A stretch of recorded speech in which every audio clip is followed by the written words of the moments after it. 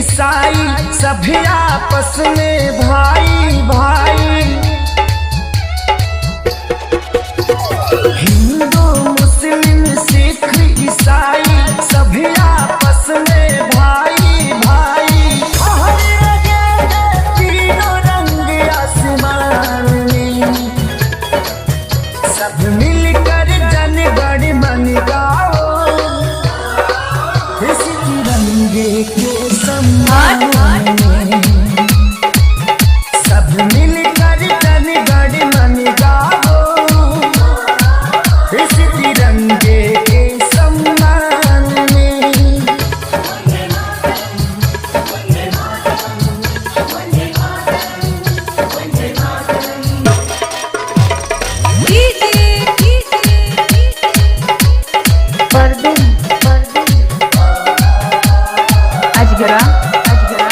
वाराणसी दी कुर्बानी उनका हम पर कर्ज है।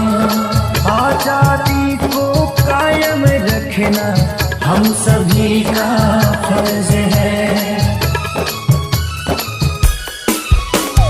इसकी लहर में माँ की ममता बूढ़े बाप की सीख है।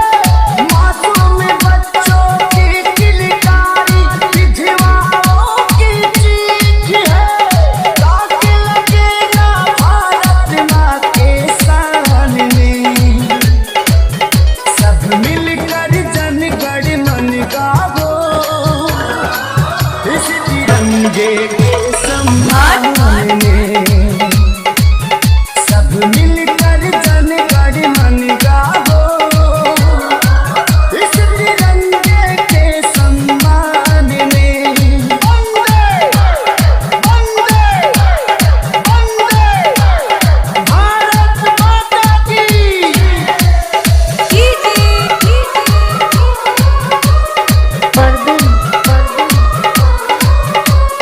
भारद्वाज अजगरा वाराणसी हम सब किस्मत वाले हैं जो चैन की नींद सोते हैं। उनसे पूछो जो बेटा अपना पाल पोस कर खोते हैं। क्रांति की जो जली मसाले उनकी यही ललकार है। देश का बच्चा बच्चा अपनी सरहद का सरदार है।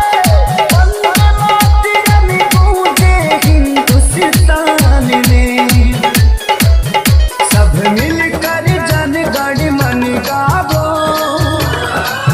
इस तिरंगे के सम्मान में